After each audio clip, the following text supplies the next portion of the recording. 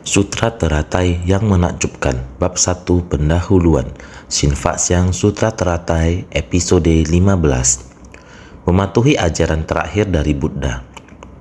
Demikianlah yang kudengar, pada suatu waktu Buddha berdiam di kota Rajagraha di Gunung Gradakuta, gunung puncak burung nasar. Penggalan naskah ini di setiap kitab sutra harus ada penggalan naskah ini. Sebagai contoh, demikianlah yang kudengar, pada suatu waktu Buddha berdiam di tempat ini. Pada suatu waktu Buddha berdiam, ini artinya pasti ada, tempat berbeda. Akan tetapi lokasi tempat pembabaran sutra teratai, yaitu di kota Rajagraha, Gunung Gradakuta, gunung puncak burung nasar. Di tempat tersebut kita harus mengetahui awal mula pembabaran sutra.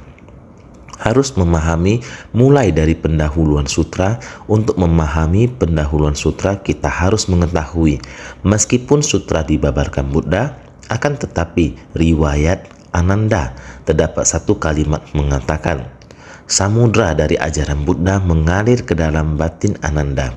Akan tetapi usia Ananda memiliki selisih 31 tahun dengan Buddha.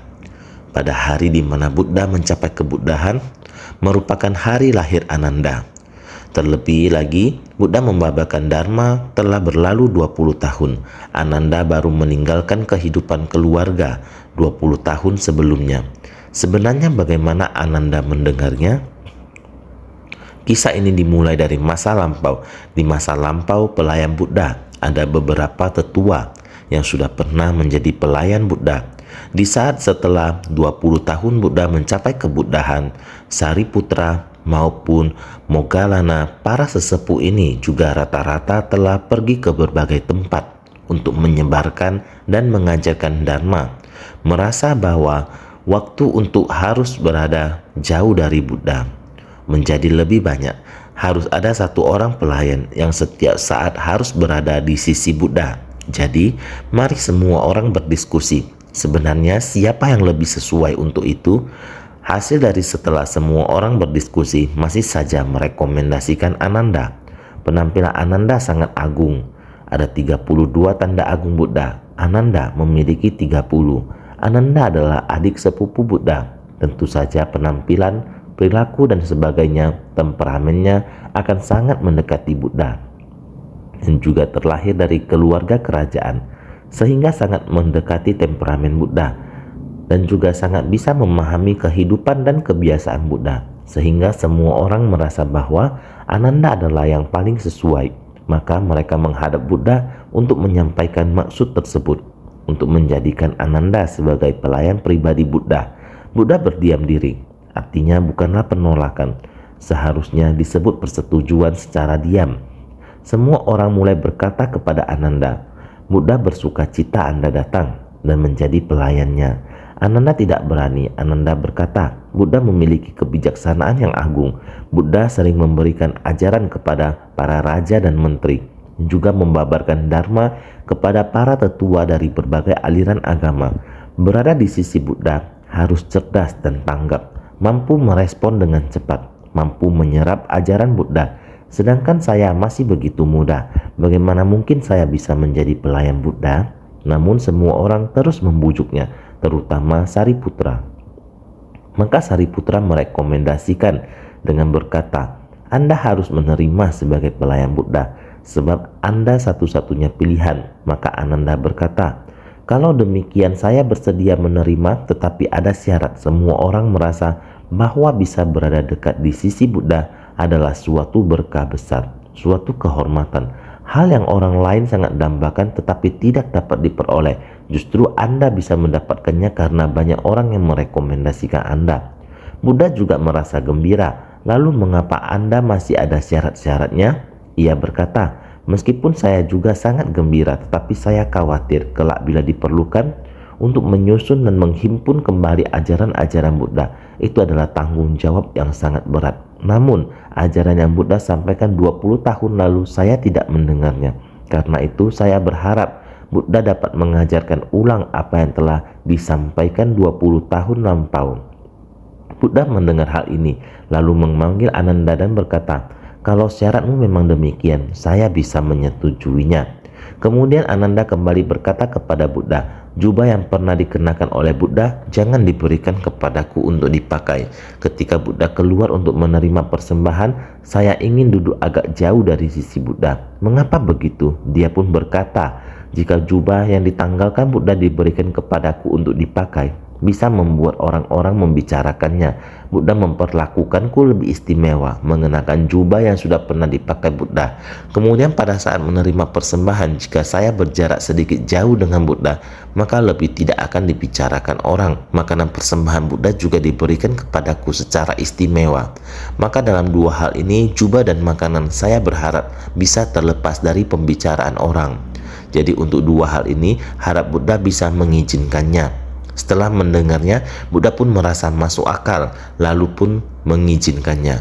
Ini adalah 3 syaratnya. Pertama, dharma diulang kembali. Syarat satu lagi adalah tidak menerima jubah yang ditanggalkan Buddha.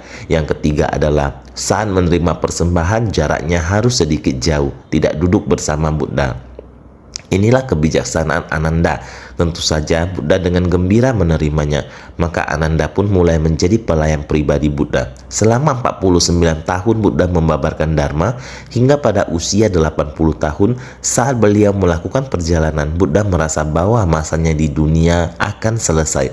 Buddha pun berkata kepada Ananda, "Masaku untuk menuntun makhluk di dunia ini akan berakhir. Aku ingin memasuki parinirwana di sini." Ananda merasa sangat cemas. Segera menyampaikan kabar itu kepada para biku yang tersebar di berbagai tempat. Maka dengan cepat para murid pun segera berdatangan. Ada yang dari jauh, ada yang dari dekat.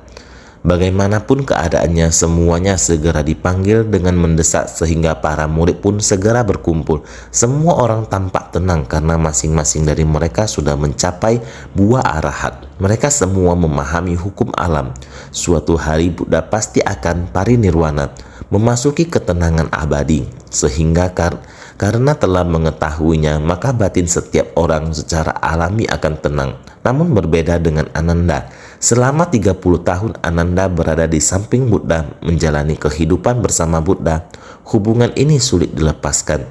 Maka ketika melihat Buddha akan memasuki parinirwana, semua orang sangat tenang. Hanya dia seorang diri yang sangat emosional, tidak dapat dikendalikan, bergegas berlari keluar, menangis di bawah pohon.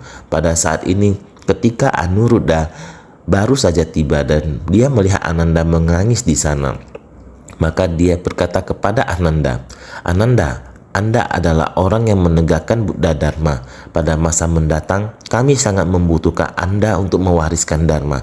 Sekarang Anda harus bergegas menggenggam waktu, pergi ke sisi Buddha, memohon ajaran kepada Buddha. Adalah hal yang penting." Ananda berkata, "Yang Arya, batin saya sangat kacau sekarang. Saya tidak tahu harus berkata apa kepada Buddha." Aniruddha berkata, "Engkau harus segera bertanya hal ini kepada Bhagawan." Ketika Buddha masih berada di dunia, semua biku ini menjadikan Buddha sebagai guru mereka. Namun setelah Buddha memasuki parinirwana, siapakah yang akan menjadi guru mereka? Ketika Buddha masih ada, setiap orang hidup sesuai dengan ajaran Buddha. Kemanapun Buddha pergi, mereka semua mengikutinya. Namun setelah beliau memasuki parinirwana, kemana batin mereka harus berdiam? Selain itu, di dalam perkumpulan Sangga Buddha, ada biku yang memiliki sifat jahat, ada biku yang tidak mematuhi sila. Ketika Buddha masih ada, beliau masih dapat menundukkan mereka. Namun setelah Buddha memasuki parinirwana, siapa yang dapat menundukkan mereka? Selain itu, demi memberi manfaat bagi manusia di masa mendatang, oleh karena itu, Dharma harus diwariskan di masa depan. Kita harus mengumpulkan dan menyusun sutra. Ketika saat itu tiba untuk mengumpulkan dan menyusun sutra, bagaimana caranya agar orang percaya dan mau menerimanya? Serta mengetahui bahwa sutra ini yang disusun itu adalah benar-benar dibabarkan oleh Buddha. Hal ini sangatlah penting. Engkau harus segera menanyakannya kepada Buddha. Setelah Ananda mendengar hal ini, benar ini sangatlah penting. Ia dengan segera menghampiri Buddha, mengajukan setiap pertanyaan tersebut kepada Buddha. Ia bertanya kepada Buddha, selama Buddha masih berada di dunia ini, semua orang menjadikan Buddha sebagai guru. Namun setelah Buddha memasuki parinirwana, siapakah yang akan menjadi guru mereka? Buddha menjawabnya, ketika saya hidup, Anda menjadikan saya sebagai guru, menjadikan Buddha sebagai guru. Jika saya telah memasuki parinirwana, yakni menjadikan sila sebagai guru, menjadikan apa sebagai kediaman, menjadikan 4 landasan pikiran sebagai kediaman. Siapa yang dapat menaklukkan biku dengan sifat jahat? Maka Buddha berkata kepada Ananda, semua orang harus membangkitkan batin yang welas asih, menasehatinya dengan baik. Ketika tidak dapat dinasehati, Anda semuanya hendaknya mendiamkannya. Jika saya memasuki parinirwana di masa mendatang, tentu saja Anda harus mengumpulkannya kembali semua kitab sutra yang telah saya babarkan. Namun pada saat mengumpulkannya, Anda harus mengingat, setiap pembukaan kitab sutra harus menambahkan, demikianlah yang kudengar. Suatu ketika, Buddha berada di suatu tempat bersama berapa orang banyak. Semua kata ini harus dimasukkan. Ini merujuk kepada pembukuan setiap sutra. Disebut sebagai pendahuluan sutra. Jika ingin membabarkan pendahuluan sutra, bagian gambaran ini harus dimasukkan ke dalam pendahuluan. Sehingga inilah asal mula, demikianlah yang kudengar. Suatu ketika, Buddha berada di suatu tempat. Pada setiap sutra, alasan ini juga berasal dari sini. Sebelum Buddha memasuki parinirwana, permohonan dharma dari Ananda, pendahuluan dari kitab sutra Buddha, semua harus memiliki kata-kata, demikianlah yang kudengar. Ananda menerima nasihat, lalu bertanya satu demi satu tentang ini. Bhagawan menjawab satu demi satu, menjadikan sila sebagai guru, berdiam pada 4 landasan perenungan, mengucilkan para bikku dengan perilaku buruk. Dan pada awal setiap sutra, Buddha dimulai dengan demikianlah yang kudengar. Hadirin semua, mempelajari Dharma kita mengatakan sembari minum air, sembari merenungkan asalnya. Saat Buddha masih hidup di alam manusia, sudah ada banyak ajaran luar. Karena kitab ajaran luar pada bagian awal mula dimulai dengan ayu. Ayu memiliki makna a berarti tidak ada, sedangkan yu berarti ada. Yang ingin disampaikan adalah segala sesuatu di dunia hanya ada dan tiada, tiada dan ada. Ini adalah asal dari ajaran luar. Sangat banyak ajaran luar yang seperti ini. Maka harus mengetahui bahwa kitab suci Buddha adalah dharma yang tiada taranya, yang sangat halus dan mendalam. Buddha adalah yang maha sadar. Ajaran yang disampaikan yang maha sadar adalah dharma kebijaksanaan. Di antara segala sesuatu yang ada di dunia ini, segala sesuatu tidak ada yang berada di luar kondisi hati Buddha. Buddha memandang segala hal dengan sangat jernih dan mendalam. Segala sesuatu tampak jelas di mata Buddha. Kemudian Buddha menyampaikan kembali dengan harapan agar semua manusia di dunia dapat menerimanya, baik benda yang terlihat, benda yang tidak terlihat. Kita manusia awam tidak bisa melihatnya. Dengan mata Buddha akan bisa terlihat. Dulu juga pernah mengatakan kepada semua orang, dengan pengamatan Buddha pada semangkuk air ada 84.000 serangga. Air yang kita lihat murni dan jernih, tetapi air yang dilihat Buddha, dalam air yang begitu jernih ada begitu banyak makhluk kecil di dalamnya. Buddha juga merasa inilah kehidupan, yang hal yang tidak terpikirkan kita tidak bisa dipahami. Buddha bisa memahaminya dengan sangat tuntas.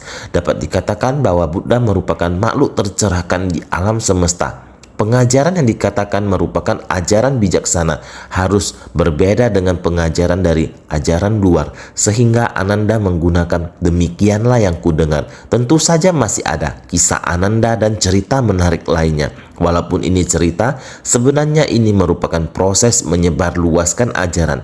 Berharap semua orang senantiasa lebih bersungguh hati.